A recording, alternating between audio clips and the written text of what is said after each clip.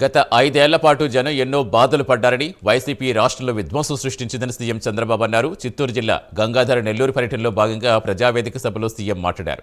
ఇచ్చిన ప్రతి హామీ నిలబెట్టుకునేందుకు కృషి చేస్తున్నామని, ప్రతి నెల 1వ తేదీనే ఇంటికెళ్లి పింఛన్స్ ఇస్తున్నామని చంద్రబాబు అన్నారు.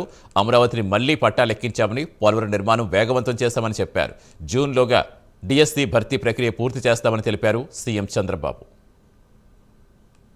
మీకు తిరిగి కట్టే పరిస్థితి లేదని నిర్మోహమాటంగా చెప్తే, కాదు నాకు కూడా ఒక వ్యక్తిత్వం ఉంది, గతంలో చేశా, మళ్ళీ దీన్ని గట్టెక్కిస్తానని సవాల్ చేసి చెప్పి 9 నెలల్లోనే ఒక్కొక్క అడుగు వేసుకుంటూ ముందుకు వచ్చాను. మీరు చూడండి, మొదటి నెల నేను పింఛన్లు ఇస్తానని చెప్పాను. ఇప్పుడు 9వ నెల నేను అడుగుతున్నా మిమ్మల్ని అందరినీ, ఇప్పటి వరకు మీకు ఎవ్వరికైనా ఇబ్బంది వచ్చిందా అని అడుగుతున్నా. మొదటి తారీఖు ఇచ్చానా లేదా అని మిమ్మల్ని అడుగుతున్నా. ఇచ్చారంటే చేతుల పైకెత్తండి. అంటే నేను చెప్పిన మాట నిలబెట్టుకోవడానికి ప్రతి గంట పనిచేస్తున్నా, ప్రతిరోజు పనిచేస్తున్నా, నెలలు లెక్క పెట్టుకుంటున్నా. నేను పరిగెత్తున్నా, మా అధికార యంత్రాంగాన్ని పరిగెత్తిస్తున్నా. నేను ఎన్నికల ముందు మీ అందరికీ ఒకే మాట చెప్పాను, సంక్షేమ కార్యక్రమాలు పేదవాళ్ళకి ఇవ్వాలి, అందుకే సూపర్ 6 ఇస్తాను. ఎన్నికల మేనిఫెస్టోలో ఏం చేస్తానో చెప్పాను.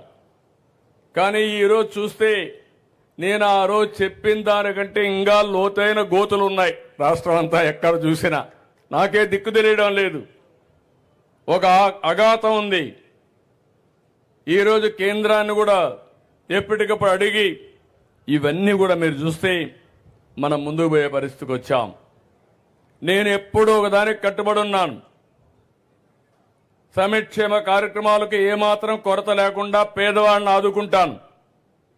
అదే మాదిరిగా అభివృద్ధిని పరిగెత్తిస్తాను.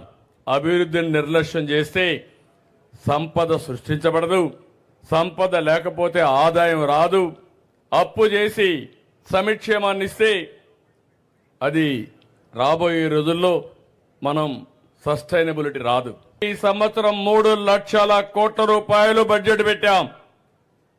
ఈరోజు చూస్తే ఎన్నో ఇబ్బందులు వచ్చాయి. బకాయిలైతే 1,15,000 కోట్లు పెట్టి వెళ్ళారు. ఒక్కొక్కటే బకాయిలన్నీ తీర్చాలి. తీర్చకపోతే బ్యాంకులు కూడా అప్పిచ్చే పరిస్థితులు లేవు. 10,000 దగ్గర రాష్ట్రంలో 10 లక్షల కోట్ల రూపాయల అప్పుంది. దీనిపైన 25% మన బడ్జెట్ అంతా వడ్డీకి తిరిగి కట్టడానికి సరిపోతుంది. ఒక పక్క దాని అప్పులు వడ్డీ చెల్లిస్తూనే మళ్ళా సంక్షేమాన్ని చేయాలంటే, అభివృద్ధి చేయాలంటే ఎక్కువ సంపాదించాలి. ఆ ఎక్కువ ఏ విధంగా సంపాదించగలుగుతామో దాని మీదనే దృష్టి పెట్టా.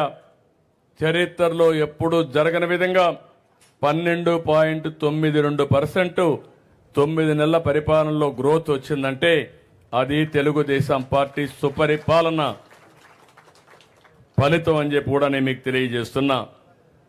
ఈరోజు మీరందరూ గుర్తుపెట్టుకోవాలి, కేంద్రం ఉంది, రాష్ట్రం ఉంది.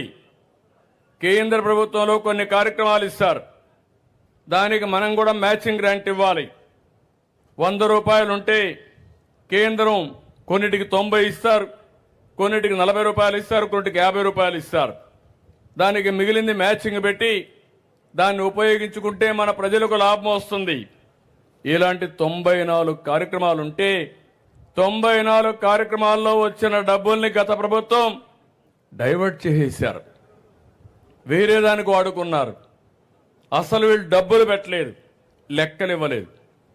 ఇవ్వకపోతే కేంద్రం నేను పోతే ఈ లెక్కలు లేకపోతే మేమేం చేయలేమంటే దగ్గర మీరు ఒకసారి చూస్తే 9,371 కోట్ల రూపాయలు ఖర్చు పెట్టి కేంద్రానికి మళ్ళా యూసీసీ ఇచ్చి మళ్ళా డబ్బులు రిలీజ్ చేయించే పరిస్థితికి వచ్చాను. దీంట్లో 73 ఇప్పటికే సరిచేశాం.